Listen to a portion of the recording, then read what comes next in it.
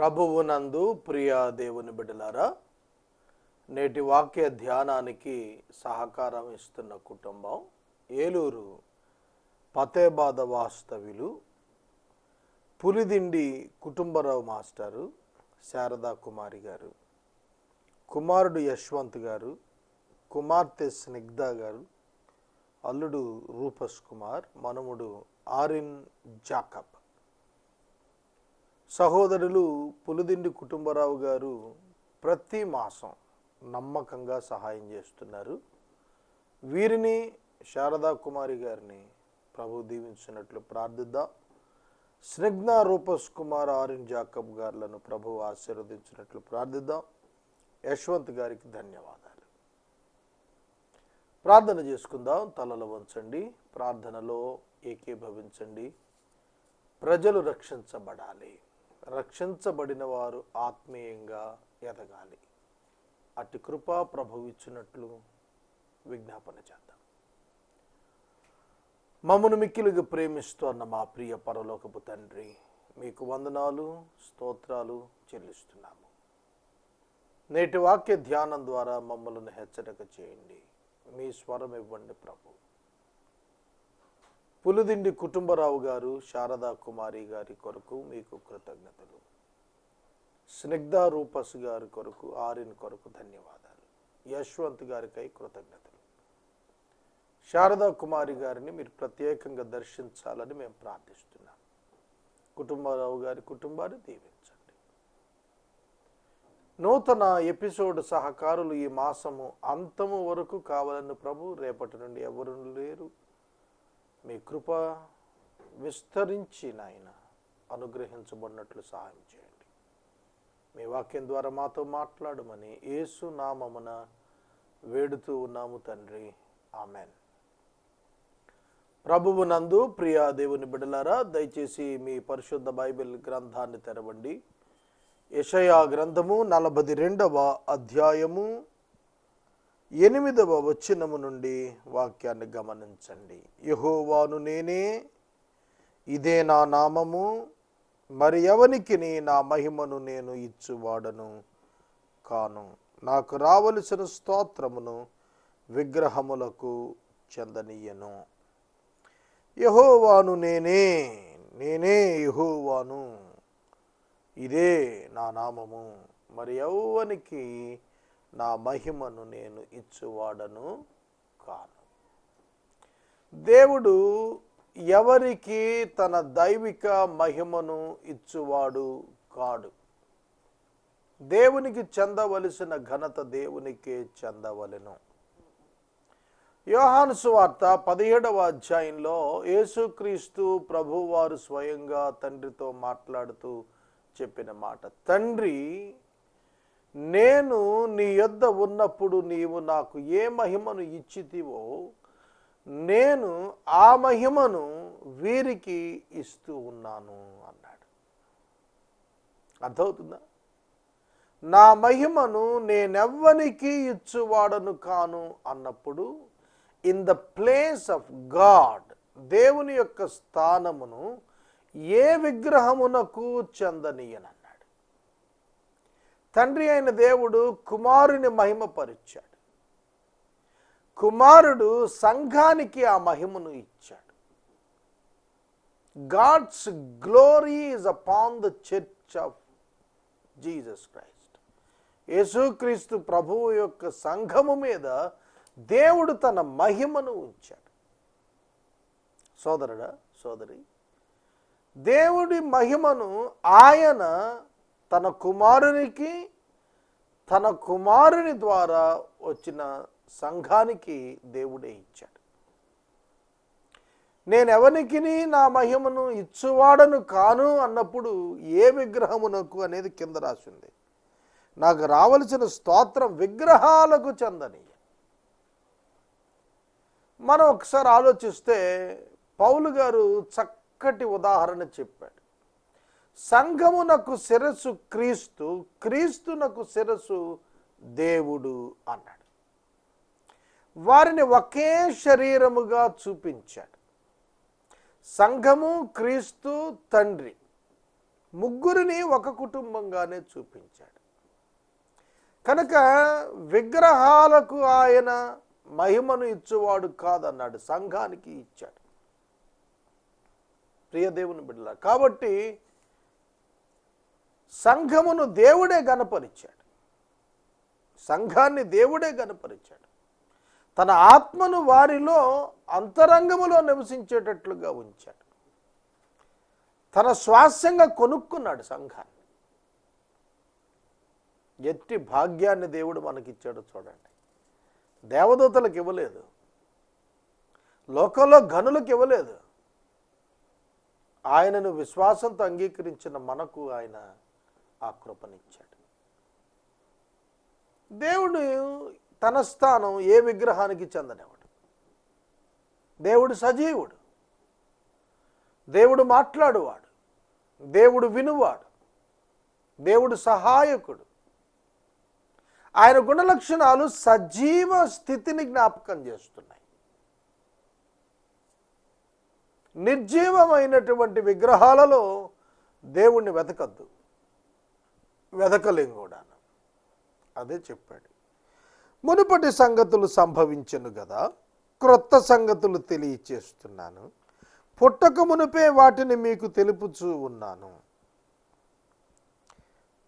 Behold, the former things have come to pass, and new things I now declare. Before they spring forth, I tell you of them.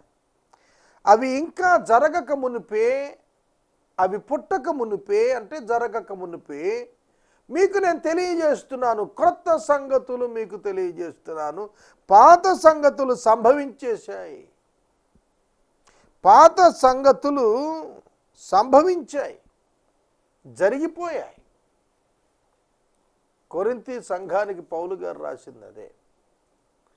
ఇదిగో పాతవి గతించెను, సమస్తము క్రొత్తవాయెను. క్రీస్తు యేసు నందు మనకు సమస్తం నూతన పరచబడ్డాయి. పాత నిబంధనలో ఉన్నటువంటి ధర్మశాస్త్రము, పాత నిబంధనలో ఉన్నటువంటి ప్రత్యేకమైనటువంటి పద్ధతులు ఇప్పుడు లేవు, అవి ముగిసిపోయాయి. వాటి సంగతులు గతించాయి. క్రొత్త సంగతులు తెలియజేస్తున్నానన్నాడు. పుట్టక మునిపే చెబుతున్నానన్నాడు. అదేమిటంటే ఇర్మియాకు కూడా బయలుపరిచాడు. నూతన నిబంధన నేను కలుగు చేస్తున్నాను, అది రాతి పలకల మీద కాదు హృదయాలలో రాస్తానన్నాడు.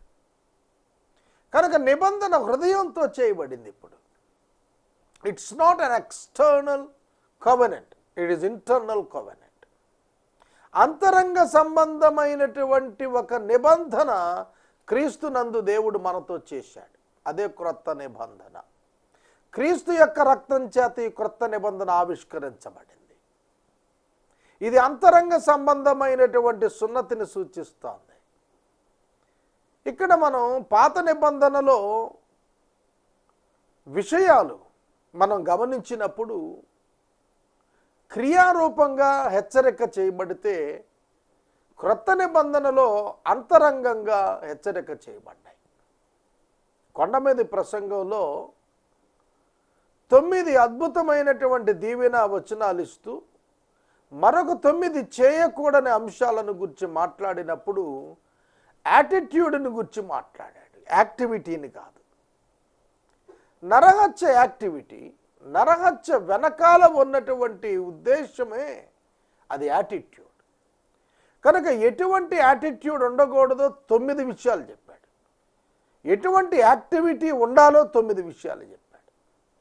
కనుక నూతన సంగతులు, నూతన నిబంధనలో దేవుడు తెలియపరిచినవి ఆత్మ సంబంధమైన సంగతులు. విశ్వాసి ఆత్మ సంబంధమైన వాడు, శరీర సంబంధి కాడు. శరీరమునకు బద్ధుడు కాడు విశ్వాసి. భౌతిక స్థలాలకు బద్ధుడు కాడు విశ్వాసి. తన హృదయము చేత దేవునికి జవాబుదారి. సముద్ర ప్రయాణము చేయువారలారా, సముద్రములోని సమస్తమా, ద్వీపములారా, ద్వీప నివాసులారా, యెహోవాకు క్రొత్త గీతం పాడండి, భూదిగంతముల నుండి ఆయనను స్తుతించండి. అపోస్తల కార్యముల 1వ అధ్యాయంలో ప్రభువు ఆరోహణమవుతూ చెప్పిన మాట, మీరు బూదిగంతముల వరకు నాకు సాక్షులై ఉంటారు అన్నాడు. బూదిగంతాల నుండి ఆయనను స్తుతించే వారిని పిలవమన్నాడు. బూదిగంతముల నుండి అనే పదం జెంటైల్ నేషన్స్ను జ్ఞాపకం చేస్తుంది. బూదిగంతముల నుండి వచ్చిన వారు యెహోవాకు క్రొత్త గీతం పాడతారు. రక్షణను గూర్చిన గీతము యేసుక్రీస్తు నామమునందు విశ్వాసం ఉంచిన సంఘం పాడుతోంది, రక్షణ గీతం పాడుతోంది. పాత నిబంధన గ్రంథంలో యూదులు దేవుడు ఏర్పరచుకున్న జాతి. వారికి ఇప్పటికీ అర్థం కానిది ఏమిటంటే, అన్యులు అనేకులు లేచి యెహోవా మా తండ్రి అని చెబుతున్నారు. అదే వాళ్ళకి అర్థం కాదు, వాళ్ళకి ఇష్టం కూడా లేదు. యెహోవాను తాము యజమానునిగా ఆయనకు సేవకునిగా చెప్పుకుంటుంటే, వేల సంవత్సరాల చరిత్ర కలిగిన యూదులు దేవుణ్ణి తమ యజమానుడిగా ప్రభువుగా ఒప్పుకొని చెప్పుకుంటుంటే, సంఘం ప్రభువును దేవుణ్ణి తన తండ్రిగా అభివర్ణించుకుంటుంటే వాళ్ళకి అర్థం కాదు. అదే నూతన సంగతి. నూతన సంగతి తండ్రి బిడ్డల అనుబంధం, దత్తపుత్రాత్మను కలిగిన అనుబంధం అన్యులకు దేవుడు అనుగ్రహించాడు. అదే నూతన సంగతి. కనుక క్రొత్త గీతం యెహోవాకు ఎవరు పాడగలరంటే రక్షణ పొందినటువంటి వారు. ప్రకటన గ్రంథంలో రాశాడు, వీరెక్కడి నుండి వచ్చారు? వీరు గొర్రెపిల్ల రక్తములో తమ వస్త్రములు ఉదుకుకొని వచ్చారు, వీరు అనింద్యులు అని రాస్తున్నాడు. అలాగే 144,000 మంది వచ్చిన వారిలో అబద్ధము వారి నోట లేదని రాశాడు. వారే కొత్త గీతం పాడగలిగిన స్థాయిలో ఉన్నవాళ్ళు. బూదిగంతాల నుండి ఆయనకు స్తుతి కలుగుతుంది. ఇది గొప్ప మాట కదూ. యెషయా కాలంలో యూదా వారి యొక్క పరిమితి ఎంత? యూదయా దేశం. కానీ ఇతడు బూదిగంతాల గురించి మాట్లాడుతున్నాడు.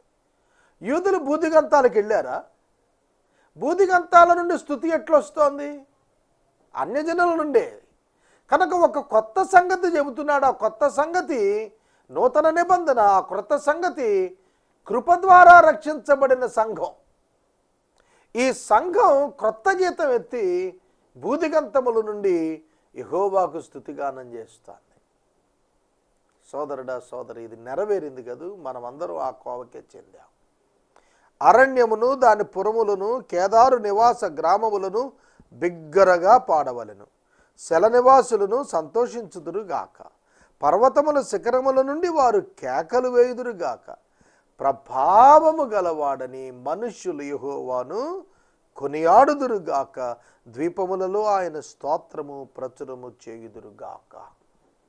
12వ వచనంలో తేల్చి చెప్పాడు, యూదులు అనలేదు, మనుష్యులు అన్నాడు. యూదులు అనలేదు, మనుష్యులు అని అన్నాడు. Let them give glory to the Lord and declare his praise in the coast lands. చూడండి, ప్రభువు ప్రభావము కలవాడని మనుషులు పొగుడుతారు. మనుషులు అన్నప్పుడు జెంటైల్ నేషన్స్. కోస్ట్ ల్యాండ్స్ అన్నప్పుడు కూడా జెంటైల్ నేషన్స్. అన్యజనాంగము యెహోవాను ప్రభావము కలవాడని పొగుడుతారంటే మహిమా ప్రభావములను యెహోవాకు అర్పించగలిగిన స్థితికి ఎప్పుడు వస్తారు అన్యజనులు? రోమాపత్రికలో చెప్పాడు పౌలు గారు, అన్యజనులు అను అర్పణ యెహోవాకు ప్రీతికరమైనదిగా పరిశుద్ధాత్మని చేత మార్చబడి అనుగ్రహించబడుతోంది అన్నాడు. అవును, ప్రీతికరమైన అర్పణగా అన్యజనులను స్వీకరించుటకు దేవునికి ఇష్టమై ఉన్నది. యెహోవా శూరుని వలె బయలుదేరును, యోధుని వలె తన ఆసక్తి రేపుకొనును. ప్రభువు యొక్క రెండో రాకడని చెబుతున్నాడు ఇక్కడ. ఆయన హుంకరించుచు తన శత్రువులను ఎదురించును, వారి ఎదుట తన పరాక్రమమును కనబరుచుకొనును. 13వ వచనం, యేసుక్రీస్తు వారి రెండవ రాకడలో ఆయన మేఘారూఢుడై వస్తున్నాడు, కొదమసింహంగా వస్తున్నాడు, యోధునిగా వస్తున్నాడు. మొదటి రాకడలో దాసునిగా వచ్చాడు, రెండవ రాకడలో శూరునిగా, యోధునిగా, హుంకరించువానిగా, శత్రువులను ఎదిరించువానిగా వస్తున్నాడు. శత్రువులను ప్రేమించిన వానికి వచ్చాడు మొదటి రాకడలో, శత్రువులను నశింపజేయవానిగా రాబోతున్నాడు రెండవ రాకడలో. ప్రభువు తన పరాక్రమం కనపరుస్తాడు. అపవాదిని బంధించి 1000 ఏండ్లు పాతాళంలో వేసేస్తాడు. భూమి మీద 1000 ఏండ్లు పరిపాలన చేస్తాడు. భూమి మీద ఉన్న సకల దేశాలు ఆయనకు దాసోహం అవుతాయి. ఆయన శూరత్వం గొప్పది. ఆ తర్వాత కొద్ది కాలం అపవాది విడిచిపెట్టబడినప్పటికీ కూడా వాడి సేనలన్నింటినీ ప్రభువు నాశనం చేస్తాడు, తుత్తునీయలు చేస్తాడు. ఆయన శూరుడు వలె రాబోతున్నాడు. ప్రభువు యొక్క లేఖనాలు చెబుతున్నాయి, లేఖనాలు నెరవేరుతూ ఉన్నాయి. లోక పరిస్థితులన్నీ వాక్యానుకూలంగా కనిపిస్తున్నాయి. ఆయన రాకడ తథ్యం. మన నిమిత్తమే ఆలస్యం చేస్తున్నాడు. 14వ వచనం, చిరకాలము నుండి నేను మౌనముగా ఉంటిని, ఊరకొని నన్ను అణుచుకొంటిని.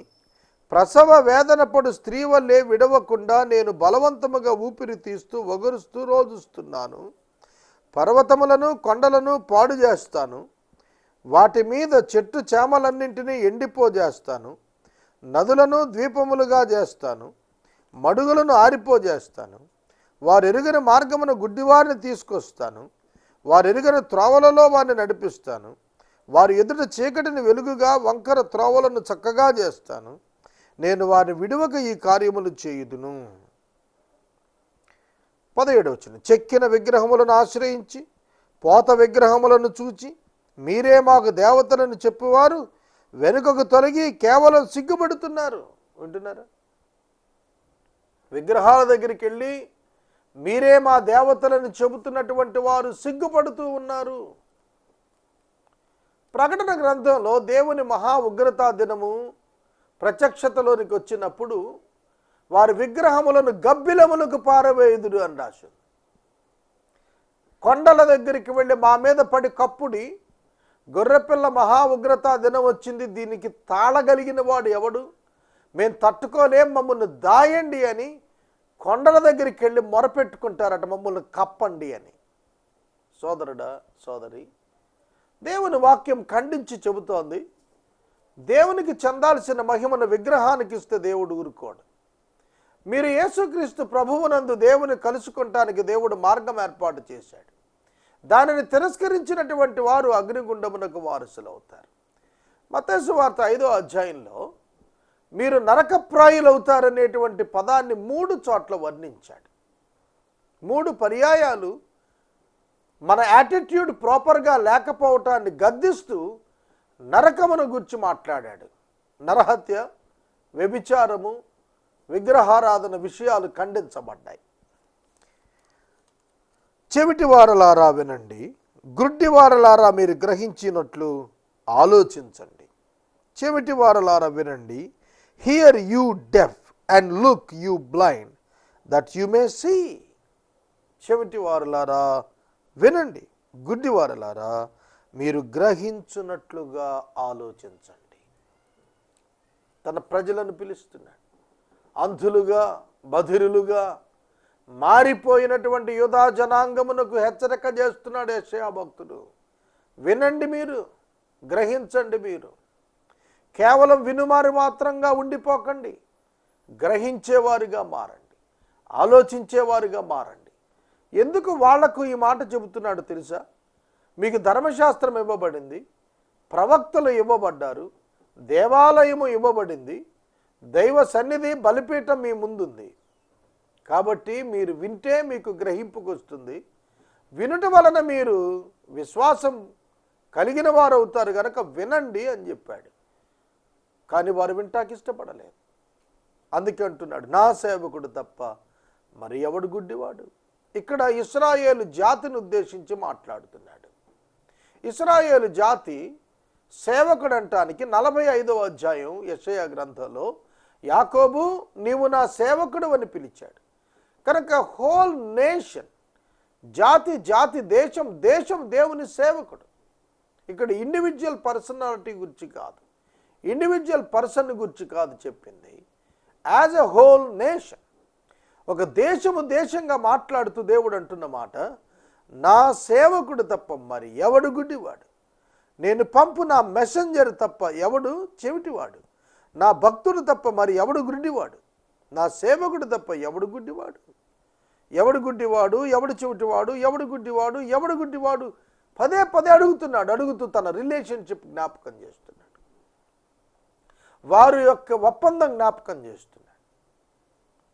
పాత నిబంధనలో భక్తులు దేవుని సేవించటానికి ఒప్పందం చేసుకున్నారు. మేము నీకు సేవకులు అన్నారు. సేవకుడు అన్నప్పుడు డూలోస్, హక్కులు లేనివాడు. హక్కులు లేనివాడు గుడ్డివాడు ఎట్లవుతాడు? యజమానుని స్వరం వినకుండా. అందుకే అడుగుతున్నాడు, నువ్వు గుడ్డివాడు అయ్యావు, అంధుడు అయిపోయావు, చూడలేనివాడుగా ఉంటున్నావు. అందుకే వాక్యం చెబుతాంది, అవిశ్వాసులైన వారి మనోనేత్రములకు ఈ యుగ సంబంధమైన దేవత గురుడితనము కలుగజేసాను అన్నాడు. అవునండి, యుగ సంబంధమైన దేవత గుడ్డితనం కలుగు చేసింది. అందుకే వారు చూడలేకపోతున్నారు. మీ హృదయము క్రొవ్వినది, మీ కన్నులు మందములైపోయాయి అన్నాడు. అవును, కనుగుడ్డు మూసుకుపోయింది. ఆత్మీయ విషయాలు గ్రహించలేకపోతున్నారు ఇశ్రాయేలీయులు. చాలామంది ఈ దినాన క్రైస్తవులు ఆ విధంగానే ఉన్నారు. పాపమును చాలా తీవ్రంగా ఎంచాలి మనం, కానీ ఎంచటం లేదు. నీతిని చాలా సీరియస్గా పాటించాలి, దాన్ని పాటించడం లేదు. పాపాన్ని తీవ్రంగా ఎంచటంలో వైఫల్యం చెందుతున్నాం.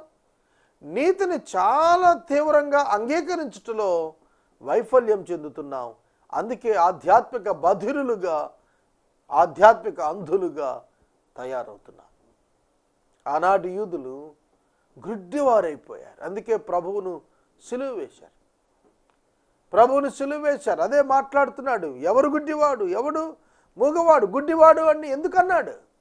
కుమారుని పంపిస్తే చూడలేకపోయారు, కుమారుని పంపిస్తే గుర్తుపట్టలేకపోయారు, కుమారుని పంపిస్తే ముద్దు పెట్టుకోమని ఆయన ఆజ్ఞాపిస్తే 1000 ఏళ్ల క్రితం చెప్పాడు, కుమారుని ముద్దు పెట్టుకోండి అయ్యా, లేకపోతే కోపం వస్తుందని.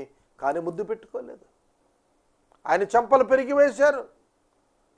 72 ముళ్ళు సూదంటుగా కిరీటం అల్లి పెట్టారు. ఒకటి తక్కువ 40 కొరడా దెబ్బలు కొట్టారు. 3 మేకుల మీద వేలాడదీశారు. ఆయన్ని సవాలు చేశారు, దుర్భాషలాడారు, నిందించారు, కొట్టారు, గుద్దారు, ఉమ్ముఊశారు, అబద్ధపు తీర్పులు తీర్చారు, అసత్యపు ఆరోపణలు చేశారు. సోదరుడా, సోదరి, ఎవడు గుడ్డివాడు? దేవుని కుమారుడు శిలువ మీద వేలాడుతూ మానవ పాపాన్ని మోయటానికి సిద్ధపడుతుంటే యూదులు గుడ్డివారయ్యారు, కనుగొనలేకపోయారు. ఎవడు గుడ్డివాడు? ఎవడు గుడ్డివాడు? నేను ఏర్పరచుకున్న నా సేవకుడైన ఇశ్రాయేలు యూదావారు గుడ్డివారయ్యారు, నా భక్తులే గుడ్డివారయ్యారు, నా సేవకులే గుడ్డివారయ్యాడు. చాలా విషయాలు మనం స్పిరిచువల్గా బ్లైండ్ అయిపోతున్నాం. చాలా విషయాలు దేవుని యొక్క నీతిని అర్థం చేసుకోవటం లేదు. దేవునికి ఏది ఇష్టమో దానిని చేయుటలో మనం చాలా నిర్లక్ష్య స్వభావం చూపిస్తున్నాం. దేవునికి మనం లెక్క చెప్పాలి. నీవు అనేక సంగతులు చూస్తున్నావు కానీ గ్రహింపక ఉన్నావు. వారు చెవి యొగ్గిరి కానీ వినకుండా ఉన్నారు. చూస్తూ కూడా గ్రహించలేకపోతున్నాం. ఈ దినాన మనం ఉదయం లేచింది మొదలు టీవీల ద్వారా, వార్తాపత్రికల ద్వారా వింటున్న అనేక సంగతులు లేఖనాల నెరవేర్పును జ్ఞాపకం చేస్తాయి. యెహోవా తన నీతిని బట్టి సంతోషం గలవాడై ఉపదేశ క్రమమొకటి ఘనపరిచి గొప్ప చేసెను. అయినను ఈ జనము అపహరింపబడి దోపుడు సొమ్మాయను. ఎవరునూ తప్పించుకొనకుండా వారందరూ గుహల్లో చిక్కుబడ్డారు. వారు బందీ గృహాల్లో దాచిపెట్టబడ్డారు. దోపుడు పాలయ్యారు, విడిపించువాడెవడు లేడు. అపహరింపబడ్డారు, తిరిగి రప్పించమని చెప్పువాడు ఎవడునూ లేడు. మీలో ఎవడు దానికి చెవి యొగ్గును? రాబోవు కాలమునకై ఎవడు ఆలకించి వినును? యెహోవాకు విరోధముగా మనం పాపము చేసితిమి. వారు ఆయన మార్గములలో నడవనొల్లకపోయిరి. ఆయన ఉపదేశమును వారు అంగీకరింపకపోయిరి. యాకోబు దోపు సొమ్ముగా అప్పగింపినవాడు, దోచుకుని వారికి ఇశ్రాయేలును అప్పగించినవాడు యెహోవాయే కదా. కావున ఆయన వాని మీద తన కోపాగ్నియు యుద్ధ బలమును కుమ్మరించెను. ఆయన వాని మీద తన కోపాగ్నియు యుద్ధ బలమును కుమ్మరించెను. అది వాని చుట్టూ అగ్ని రాజేసెను. అయినను వాడు దానిని గ్రహింపలేదు. అది వానికి అంటుకొనెను గాని వాడు మనస్సున పెట్టలేదు. వాడు మనస్సున పెట్టలేదు. ఒక పక్కన ఆధ్యాత్మిక జీవితం తగలబడిపోతుంటే మనస్సున పెట్టలేదు. ప్రియమైన దేవుని బిడ్డలారా, కుటుంబంలో భార్య అక్రమంగా బ్రతుకుతుంటే, బిడ్డలు లోకానుసారంగా బ్రతుకుతుంటే మనస్సు పెట్టని స్థితిలో ఈనాడు యజమానులు ఉంటున్నారు. సంఘాలు నిర్వీర్యమై పాడై అబద్ధ బోధలకు ద్వారాలు తెరుస్తుంటే, అగ్ని దహిస్తుంటే మనస్సు పెట్టని స్థితిలో సేవకులు ఉంటున్నారు. లోకంలో ఉన్న పరిస్థితులు గమనిస్తున్నప్పుడు ఒక పక్క నుండి అగ్ని దహించుకొచ్చేస్తుంటే మనస్సును పట్టని వారుగా ఉంటున్నారు. మోషే కాలంలో పాపము జరిగినప్పుడు పాళెములో ఒక పక్కన అగ్ని కొన రాజుకొని తగలబడిపోతుంటే మోషే పరిగెత్తుకుని వెళ్ళి ఆ బలిపీఠ మీద అగ్నిని తీసుకుని సువర్ణ దీపార్తలో తీసుకెళ్ళి అడ్డంగా నిలిచాడు. మనస్సును పెట్టాడు, తగలబడిపోతోంది. మనస్సును పెట్టాడు. మోషే ఉగ్రతను ఆపాడు. అలా ఉగ్రత ఆపగలిగేవాడు ఎవడూ కనపడటం లేదు. ఉగ్రత ఆపగలిగిన వాడు ఎవడు కనపడటం లేదు. ప్రభు ఇర్మియాతో చెబుతున్నాడు, ఒక్కడు ఇశ్రాయేలీలలో ఉన్న ఆ ఉగ్రత రాకుండా చేస్తానన్నాడు. అబ్రహాముతో ఆదికాండం 18లో మాట్లాడినప్పుడు 10 మంది అన్నాడు, కానీ ఇర్మియాతో ఒక్కడు ఉన్నా కూడా ఆ ఉగ్రత రాకుండా చేస్తానన్నాడు. ఒక్కడు కూడా లేడు. యూదులలో ఇశ్రాయేలీలలో దేవుని ఉగ్రతను ఆపగలిగిన ఒక్కడు లేకపోవటం విచారం. God is just. ఆయన న్యాయవంతుడు. ఆయన తీర్పులు బయలుపరిచినప్పుడు నిర్మలుడు ఆయన. మీ జీవితంలో, నా జీవితంలో ఆయన తీర్పులు స్వచ్ఛమైనవి. ప్రశ్నింప వీలు లేదు. మనము కళ్ళు తెరుచుకుందాం, మన చెవులు తెరుద్దాం, మన హృదయాలు తెరుద్దాం. ఎక్కడ దేవునికి వ్యతిరేకంగా ఉన్నామో పరిశీలించుకుని వెంటనే విసర్జిద్దాం. సోదరుడా, సోదరి, క్రోధాన్ని, కోపాన్ని, సమస్తాన్ని విసర్జిద్దాం. నీతిని చేపడదాం. ప్రభు దయ కొరకు ప్రార్థిద్దాం. నేటి వాక్య ధ్యానానికి సహకారం ఇచ్చిన కుటుంబము ఏలూరు పతేబాద వాస్తవ్యులు పులిదిండి కుటుంబరావు గారు, శారదా కుమారి గారు, కుమారుడు యశ్వంత్, కుమార్తె అల్లుడు స్నిగ్ధ రూపస్ కుమార్, మనవుడు ఆరిన్ జాకాబ్ సహకరిస్తున్నారు. ఈ బిడ్డలను ప్రభువు దీవించినట్లు ప్రార్థిద్దాం. మనము ఇంతవరకు రైట్ రెవరెండ్ డాక్టర్ కారుపాటి శ్యాంసాగర్ గారి ద్వారా బైబిల్ స్టడీలోని వాక్య ధ్యానమును యెషయా గ్రంథము నుండి ధ్యానం చేసుకున్నాం. ఈ కార్యక్రమం ద్వారా మీరు పొందుకొనుచున్న ఆత్మీయ మేలులు ఒక ఉత్తరం ద్వారా మాకు తెలియచేయండి. మీ ప్రార్థనా మనవులు మాకు తెలియచేస్తే ఏసే పరిష్కారం కార్యాలయంలో ఏర్పాటు చేసిన ప్రత్యేక ప్రార్థనా శిబిరంలో మీ కొరకు ప్రార్థిస్తాం. మీ కుటుంబ పక్షంగా ఒక ఎపిసోడ్ ప్రసారం చేయాలనుకున్నారు మాకు తెలియచేస్తే మా సిబ్బంది మీ గృహాలను దర్శిస్తారు. ముగింపు ప్రార్థన ఆశీర్వాదాలతో ఈ కార్యక్రమాన్ని ముగించుకుందాం. ప్రార్థించుకుందాం. తలలు వంచండి. ఎపిసోడ్ సహకారులు కావాలి, ముందుకు రండి, ప్రార్థిద్దాం. మమ్మల్ని మిక్కిలిగా ప్రేమిస్తున్న మా తండ్రి వందనాలు, స్తోత్రాలు. వాక్య ప్రసారమునకు సహకారం ఇచ్చిన కుటుంబరావు గారి కుటుంబాన్ని దీవించండి. నూతన సహకారాలను పంపండి. యెషయా గ్రంథ ధ్యానాలు మాకు దీవెనకరంగా ఇవ్వండి. యేసు నామమున ప్రార్థిస్తున్నాము తండ్రి, ఆమేన్. తండ్రి అయిన దేవుని ప్రేమ, కుమారుడైన యేసయ్య కృప, పరిశుద్ధాత్మని యొక్క అన్యోన్య సహవాసం సదాకాలం మనందరికీ తోడై ఉండును గాక. ఆమేన్.